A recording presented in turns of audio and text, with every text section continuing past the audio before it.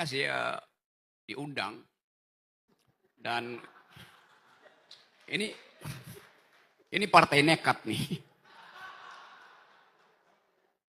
Tapi saya senang karena ini saya pakai kaos kuning. Belum, Tadinya, nggak jelas kuningnya. Harus Oke. jelas.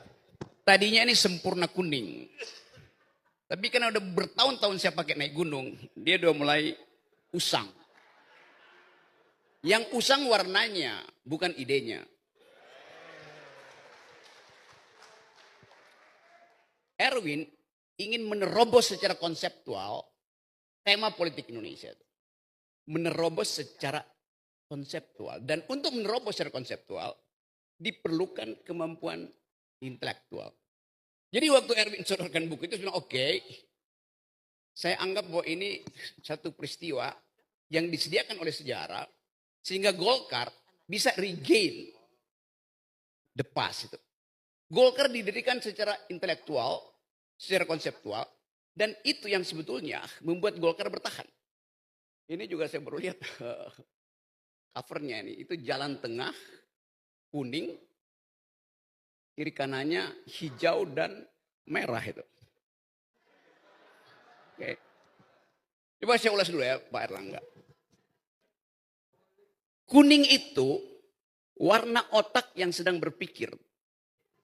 Kalau Anda scan otakmu, kalau lagi berpikir, dia berubah menjadi kuning. Kalau Anda sedang mengeluarkan pikiran, otak kita jadi warna kuning.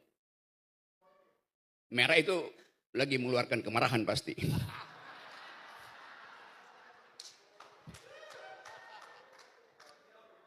Hijau lagi menyimpan kecemasan. Itu kalau dilihat sepintas itu kayak laut merah yang dibelah oleh tongkat Nabi Musa. Di ujungnya ada pohon beringin. Jadi saya bisa berpikir, tongkat Nabi Musa terbuat dari pohon beringin.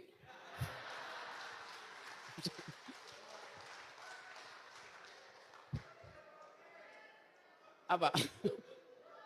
Saya balik pada situasi politik dulu tuh, Pak Erlangga. Satu waktu ada sebuah peristiwa, mungkin setahun lalu dalam sebuah pesta yang semi private. Saya duduk di samping Pak Prabowo. Mulai ngomong tentang politik. Lalu terlibatlah upaya untuk membicarakan masa depan. Saya bilang begini pada Pak Prabowo. Pak, menurut saya yang pantas mendampingi Anda itu adalah Erlangga Hartarto. Saya terangkan serius. Kenapa? Anda punya partai Gerindra yang syarat dengan ideologi patriotisme, nasionalisme, segala macam itu. Anda kekurangan kapasitas teknokratis. Golkar berlebih teknokratnya di situ. Jadi saya ucapkan itu sebelum Pak Prabowo memilih Gibran. Bukan memilih, dipilihkan supaya memilih Gibran. Jadi sekali lagi, secara objektif, bahkan secara pragmatis, Golkar itu surplus pikiran, surplus teknokrasi itu. Dan yang kita perlukan hari-hari ini adalah teknokrasi, kemampuan untuk mengucapkan masa depan dengan gagasan yang kuat dan dengan proporsi yang tepat. Itu dasarnya. Yang disebut sebagai jalan tengah. Kan itu konsepnya. Jadi saya pakai baju kuning karena saya berniat ikut Munaslup Golkar. Untuk menghalangi Golkar dikanibalisasi oleh kekuasaan. Potensi itu ada. Karena perencanaan politik selama 9 tahun ini atau 6 bulan terakhir gagal dikendalikan oleh yang bersangkutan. Jadi ambisi itu tetap ada dan politik selalu hidup dalam ambisi itu. Saya kritik itu setiap hari. Kita mesti kembalikan politik pada doktrin yang pernah diucapkan oleh siapa yang nulis buku Democracy in America. Yes, Alexis Tocqueville. Alexis Tocqueville membayangkan Amerika yang majemuk, tapi kemudian dia mulai merasa bahwa individualisme akan membatalkan kebebasan.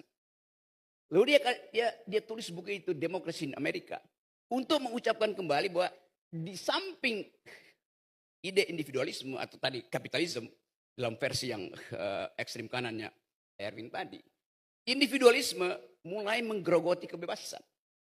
Nah di kita istilah individualisme sering dikaitkan dengan kapitalisme. Padahal individualisme juga ada bagian tentang kebebasan.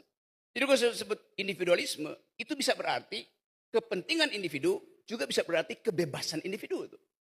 Indonesia memilih individualisme dalam pengertian kebebasan individu, bukan kepentingan individu. Karena Pancasila melarang kepentingan individu, tapi kebebasan individu dijamin di dalam dua mantra Pancasila. Kemanusiaan yang adil dan beradab artinya ada kebebasan individu. Keadilan sosial artinya ada kemerdekaan individu itu. Jadi bagian-bagian itu yang saya kira dengan baik diterangkan dalam buku itu. Dan kita menjadikan sebetulnya keadaan itu sebagai infrastruktur kurikulum bagi Golkar. Yaitu mempromosikan kebebasan individu dalam upaya mencegah nation kita itu tumbuh dan dias oleh authoritarian personality. Hal yang sangat mungkin terjadi karena problem-problem ekonomi. Kita baca di dunia internasional tuh, Cina akhirnya krisis market, tadinya krisis soal properti. Nigeria sekarang inflasinya naik 600%, sama seperti Indonesia tuh. Nigeria 200 juta penduduknya tuh. Jadi ada situasi di dunia yang memungkinkan kita dijebak kembali dalam krisis yang di luar kapasitas kita untuk berpikir. Jadi buku ini jadi semacam tuntunan akademis, tuntunan intelektual untuk memulai kaderisasi di Golkar. Karena 2029 orang akan bertengkar dengan kapasitas berpikir. Itu pentingnya saya mau sampaikan hari ini bahwa buku ini menjadi bukti bahwa Golkar harus tumbuh dengan mengunyah pikiran. Bukan sekedar mengunyah makan siang, apalagi yang gratis. Jadi saya tutup di sini dan saya anggap saya bersama dengan teman-teman Golkar untuk menuntun Indonesia pergi pada pikiran-pikiran besar. Nah, anggaplah buku kecil ini semacam kompilasi dari upaya teman-teman muda di Golkar untuk memuliakan pikiran. Karena itu selamat datang pikiran, selamat datang kader-kader Golkar di sekolah akademi yang kita sebut sebagai Golkar Institute. Terima kasih.